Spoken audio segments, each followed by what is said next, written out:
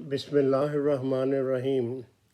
नाज़रीन कराम, अस्सलामु अलैकुम वरहमतुल्लाहि वबरकातुहू। मैं पाकिस्तानी फ़ौज के पाकिस्तानी सियासत पर जो मुज़र असरात हैं उसके बारे में वीडियो बना रहा हूँ। 5 वीडियो अपलोड कर दी हैं और आज कल जो है वो मैं जनरल ज़ियाउल हक़ के बारे में ये ना अपनी वीडियो बना रहा हूँ।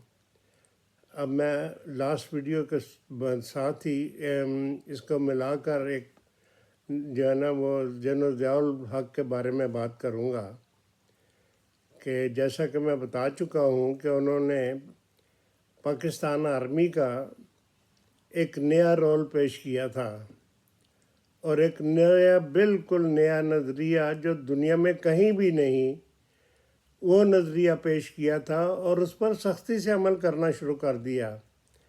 यानी कि पाकिस्तानी फ़ौज का काम सिर्फ सरहदों की हिफाजत करना नहीं बल्कि सबसे अव्वल काम जो है वो पाकिस्तान में नज़रिया पाकिस्तान यानी इस्लामी शरीयत का नफाज जो है वो सबसे मुकद्दम है। और वो सरहदों का तो उन्होंने कुछ नहीं किया, लेकिन जो पाकिस्तान का नज़रिया शरीयत का है उसको नफाज करने की ज़रूरत जो है ना वो उस पर ज़ोर दिया।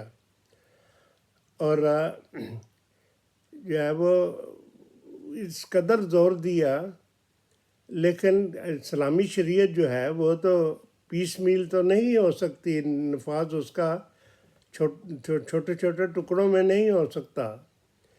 इस्लामी निज़ाम एक कम्प्रिहेंसिव निज़ाम है और वो सारे का सारा ही एक जगह जो है ना वो नफाज हो सकता है, वरना एक छोटे से पीस को लेकर कहा जाए कि ये इस्लाम है, ये नहीं हो सकता। जिस तरह उन्होंने सिर्फ इस्लामी सज़ाओं को ही जो है ना वो नाफज करना शुरू किया, कोड़े मारना शुरू किया, लोगों को गधे पर बिठाकर शहरों में फिराया गया, मुंह काले किए गए और ज़बरदस्ती नमाज़ें पढ़ाई गईं और ज़बरदस्ती हर बात ज़बरदस्ती की गई। और जैसा कि मैं बता चुका हूँ कि नमाज़ों का उन्होंने किया था और लोगों ने अब मस्जिद में जाकर लोग जो रिश्वत का भाव जो है ना वो मुकर्रर करते थे और रिश्वतें जो हैं वो मस्जिदों में जाकर लेना शुरू कर दी। तो उन्होंने सबसे ज़्यादा जो है ना ज़ोर वो शरीयत की नफाज के लिए किया और वो शरीयत वो जो उनके अपने नज़दीक शरीयत थी। तो मैं उनका एक क्लिप आपको सुनाता हूँ कि उन्होंने कैसे शरीयत नाफज किया। आप सुन लें। लेकिन आप उससे इत्तेफाक करेंगे कि हमने जितनी तवज्जो निज़ाम इस्लाम के अमली नफाज पर दी, जिंदगी के किसी और शोबे पर नहीं दी। अल्लाह ताला का लाख लाख शुक्र है कि उसने हमारी कोशिशों को अपने फजल करम से नवाजा और हम इस अरसे में वो कुछ कर सके हैं जो पिछले 30 साल में न हो पाया। अब माशाअल्लाह निज़ाम ज़कात ओशर कायम हो चुका है, जिसके तहत अब तक 360 करोड़ रुपए लाखों यतीमों, मस्कीनों, बेवाओं और नादारों में तकसीम किए जा चुके हैं। हदूद कवानीन जारी हो चुके हैं, जिनके तहत अदालतें मुतल्लका जराइम की समाअत कर रही हैं। निज़ाम सलात मुल्क के कोने कोने में कामयाबी से चल रहा है। मुल्क की मईशत को बड़ी हद तक सूद की लानत से पाक कर दिया गया और सूद के मुकम्मल खात्मे के लिए एक मरबूत प्रोग्राम पर तसल्ली बख्श तौर पर अमल हो रहा है। और सबसे बड़ी बात यह है कि अबलाग आमा के ज़राए समेत पूरी कौम का किबला दुरुस्त हो चुका है। लोग कौमी ज़ुबान बोलते, قومی لباس پہنتے اور پاکستانی ہونے پر فخر کرتے. اب لوگ آپ نے سن لیا کہ وہ فرما رہے ہیں کہ ہم نے جو ہے نا وہ بڑے معرکے ادا کیے ہیں اور وہ سارا جو ہے نا اسلامی نماز اسلامی نظام جو ہے وہ نافذ کر دیا ہے. تو یقیناً انہوں نے جو اپنے نزدیک سمجھتے تھے وہ تو کیا، لیکن اپنی جو ان کی جو منصبی ڈیوٹی تھی انہی کو وہ بلا دیا. میں جو اس وقت افغانستان میں جو جماعت اسلامی کے مجاہدین کر رہے تھے ان کی انہوں نے فل سپورٹ کی اور ساری آرمی کو ان کے پیچھے لگا دیا تاکہ وہ کسی طرح سوویت یونین کا مقابلہ کر سکیں. اور اس کے لیے انہوں نے امریکہ سے بے شمار ہتھیار بھی لیے اور تقریباً جو بتایا گیا ہے وہ $30 بلین جو ہے وہ انہوں نے لیا، جس کا کوئی پتہ نہیں کہ وہ کہاں ہے. اور اتنا اسلحہ آیا کہ انہیں عام ٹرکوں کے ذریعے لایا گیا اور اوجری کیمپ میں رکھا گیا، اور کوئی ایسا پی نہیں جو ہے نا وہ اس کے لیے رکھا. حالانکہ اسلحہ اور راکٹ کو رکھنے کے لیے بہت زیادہ جو ہے نا اس کی آرڈیننس والے بڑا سخت اس کا خیال رکھتے ہیں. اور وہ انہوں نے ماچر گالی جو ہے نا وہ مولی گاجر کی طرح انہیں جو ہے نا وہ اسٹوروں میں رکھ دیا، اور اس کی وجہ سے جو ہے نا وہ وہاں آگ لگی اور سارے راکٹ جو ہیں وہ ایک دم چل پڑے. لوگوں نے سمجھا کہ قیامت آ گئی ہے اور ہر طرف راولپنڈی اسلام آباد میں راکٹ ہی راکٹ چلنے لگے، اور اس وجہ سے بہت سی عمارتیں ضائع ہوئیں اور 2000 آدمی جو ہیں وہ ختم ہو گئے، مارے گئے. اس کا اگر کوئی دوسرا ملک ہوتا تو صدر پاکستان جو باوردی فوجی جنرل تھے اور صدر پاکستان کی حیثیت سے وہ تمام مسلح افواج کے کمانڈر ان چیف بھی تھے، ان کو تو ریزائن کر دینا چاہیے تھا. یہ بات خبر 2-4 دن آئی اور اس کو دبا دیا گیا، کیونکہ اس سے صاف پتہ چلتا تھا کہ یہ اپنے فرائض منصبی جو ہیں ان کو ادا کر ہی نہیں رہے. تو ناظرین کرام، یہ تھی جنرل ضیاء الحق صاحب کی جو ہے وہ پاکستان میں اسلامائزیشن، اور جو ہے نا وہ بالکل وہ کام جو ان کا تھا ہی نہیں اس پر وہ جو ہے وہ اپنی ساری قوتیں اس پر لگا دیں. لیکن جو رزلٹ ہوا وہ آج آپ کو صحیح نظر آ رہا ہے. انہی کے طرز پر جو ہے وہ پاکستان چل رہا ہے. آج کل بھی تقریباً وہی آرمی ہے جو مکمل طور پر حکومت پر کنٹرول جن کا ہے، اور وہ بھی وہی اسلامائزیشن کی طرف چل پڑے ہوئے ہیں. تو میں خیر اس کے بارے میں تو بعد میں بات کروں گا، لیکن یہ کہ اسلامائزیشن کرنے کے لیے سب سے پہلے ضروری انہوں نے سمجھا کہ احمدیوں کو ختم کیا جائے، جس کا میں پہلے بھی تھوڑا سا ذکر کر چکا ہوں.